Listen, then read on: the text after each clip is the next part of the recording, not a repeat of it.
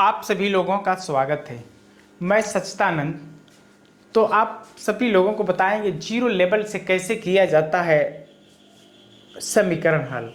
आज जो व्यक्ति समीकरण को हल कर लेता है वो किसी भी सवालों को आगे पीछे बहुत तेजी से करेगा। आगे पीछे तेजी से करने का मतलब ये होता है किसी तरह का बहुत जटिल से जटिल यानी कठिन से कठिन सवाल आ जाए, जैसे 10 के पावर आ जाता है, इस तरह करके आता है, लोग थोड़ा सा आगे पीछे सोचने लगते हैं। ऐसे सोचने की जरूरत नहीं है। आप बहुत तेजी से बनाएंगे किसी तरह का सवाल, और जिस व्यक्ति को समीकरण हल करने नहीं आता है, जिस व्यक्ति को समीकरण हल नहीं करने आता है, वो जानते हैं क्या करेगा। वो व्यक्ति एक काम करता है, वो लगता है सोचने, और सोचने से कुछ होने वाला नहीं है जब तक आप समीकरण को न जाने। तो हम यहाँ जीरो से बताएंगे कैसे समीकरण हल किया जाता है, और जो समीकरण हल कर लेता है वो किसी भी सवालों को बनाएगा। जैसे आप देखेंगे यहाँ पे हम एक पहले छोटा समीकरण लेते हैं जो बेसिक बहुत आसान है। इसको आप भिन्न का जोड़ कहिए, इसको आप कहेंगे भिन्न का जोड़। यदि भिन्न का जोड़ जोड़ेंगे तो यक्स का मान ये दे देगा। सही, भिन्न का जोड़ जोड़ेंगे तो ये एक्स का मान दे देगा। तो दो का यदि अब हम इनमें इसको बनाने के लिए तिर्यक गुना करते हैं। कैसे गुना करेंगे? तिर्यक गुना करते हैं। तो 2 का x में करेंगे तो 2x होगा, और 3 का x में करेंगे और प्लस है तो प्लस 3x होगा। अब 3 और 2 का नीचे गुना कर दीजिए, लघुत्तम ये इसी को कहते हैं कि एलसीएम ले लीजिए। तो 3 दूना के 6 हो गया। अब उधर बराबर के तरफ 10, बराबर के तरफ 10 है। अब हम लोग एक काम करते हैं, इनके नीचे कुछ ना हो तो एक मान के एक बार और तिर्यक गुना करेंगे। तो एक का जब ऊपर गुना करेंगे तो इनके मान में कुछ अंतर होने वाला नहीं है। तो जब होने वाला नहीं है तो सेम उसी तरह रहेगा। तो हम लोग एक का कहेंगे गुना हो गया, एक का गुना हो गया। बात समझ में आया? यानी एक का हम ऊपर गुना करें तो कुछ अंतर होने वाला नहीं, सेम वही रहेगा, तो हम लोग एक का गुना कर दिए। अब 6 का तिर्यक गुना करेंगे 10 में, तो 6 का 10 में गुना करेंगे तो कितना होगा? 60 होगा। तो हम 60 न लिखे, इसको कह लेते हैं 10 गुणते 6 कह लेते हैं। 10 गुणते 6 अब गुना करेंगे तो 10 गुणते 6 60 ही है ना, कितना है? 60 ही होगा। तो हम लोग इसलिए 10 गुणते 6 कर दिए, थोड़ा काट पीट करने में आसानी होगा। बात समझ गए? यदि बहुत बड़ा भी हो जाता है गुना करने से तो हल करने से उत्तर देता नहीं है, तो इसलिए हमने उनको दो पार्टों में उसी तरह रख दिए, लेकिन वो 60 ही है। अब इनको जोड़ेंगे तो 3 और 2 5 यक्स बराबर 10 गुणते 6। कितना हुआ? 10 गुणते 6। अब हम लोग यक्स का मान जैसे निकालेंगे तो 10 गुणते 6 और बटे में 5। अब इसको तो आप हल कर लेंगे, कितना उत्तर होगा? कटाएंगे 5 एकम 5, 5 दूना के 10, 6 दूना के 12, यक्स का मान दे दिया, कितना आ गया? 12। यक्स का मान पता चल गया 12। यदि आप इनको बहुत तेजी से ऊपर ही कटा दें तो कैसे कटेगा देखिए एक बार।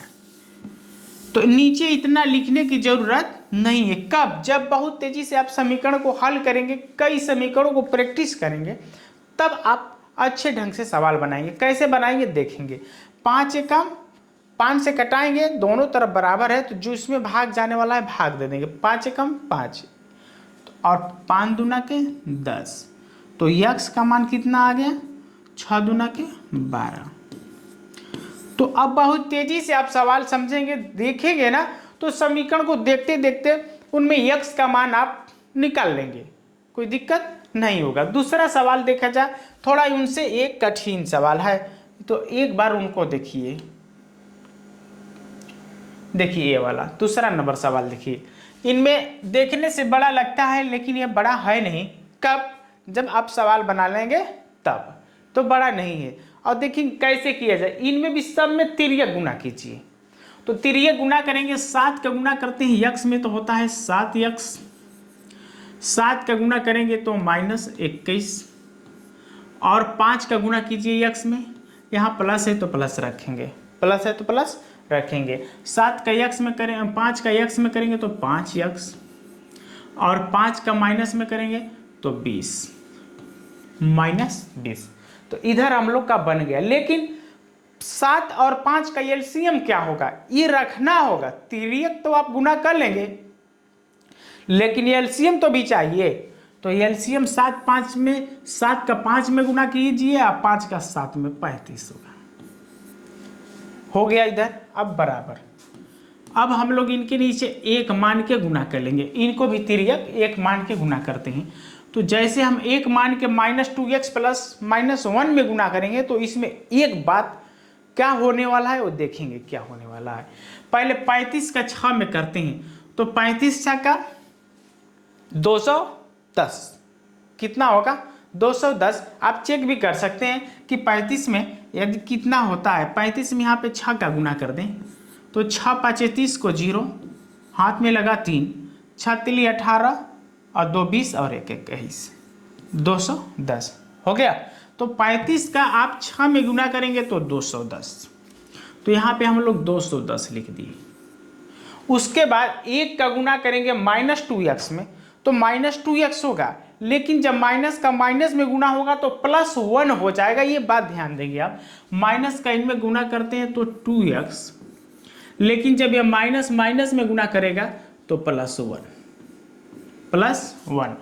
और 35 नीचे है, तो 1 और 35 का एलसीएम कितना होगा, 35 ही होगा।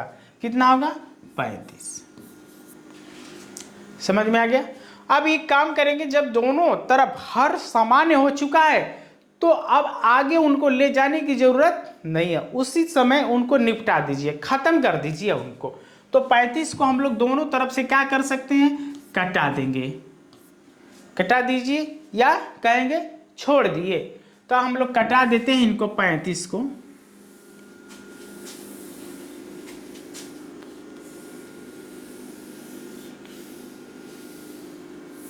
देखिए जब दोनों तरफ 35 बराबर हो गया तो उनको हम लोग कटा दिए। अब हम इनको जोड़ते हैं, 7x और 5 12x। एक और काम कीजिए, जिसको जोड़ा और घटाया जाता है उसके नीचे थोड़ा सा लकीर लगा लेने से एक बात आप लोगों को मिलेगा। क्या मिलने वाला है जानेंगे। ये मिलने वाला है कि आप उसको छेड़छाड़ कर चुके हैं, यानी जोड़ घटाव कर चुके हैं, तो थोड़ा सा उस पर डैश मार देंगे, लकीर लगा देंगे, तो समझ में आएगा कि अब 7 और 5 को हम लोग जोड़ें तो दोबारा उसको जोड़ेंगे नहीं। उनके बाद हम लोग -21 और -20। एक बात किया जाता है, इन कहते हैं लोग कि इनको जोड़ लिया जाता है, 41 होगा। 20 और 21 को जोड़ेंगे तो 41 होगा। उसके बाद माइनस चिन्ह लगा लीजिए। लेकिन माइनस क्यों चिन्ह लगाया जाए ये बात जाना जाए। माइनस माइनस तो सही बात जुड़ते हैं, प्लस प्लस तो सही बात जुड़ते हैं, लेकिन जब दोनों तरफ प्लस हो देखा जाता है उसमें बड़ा कौन है, बड़ा कौन है, उसी का चिन्ह रखा जाता है। अब यहाँ पे 21 और 20 को जोड़ेंगे तो 41 हो गया, लेकिन इसमें बड़ा कौन है, 21 है। तो 21 का चिन्ह क्या है, माइनस है, तो हमने यहाँ पे माइनस लगा दिया। तो आप एक बात कहेंगे कि माइनस माइनस तो जोड़ने पे तो जुटेगा, लेकिन जिसका बड़ा रहता है उसी चिन्ह को हम लोग लगा लेते हैं, तो ये माइनस हो गया। अब हम लोग यहाँ पे करते हैं 41 -41 बराबर 21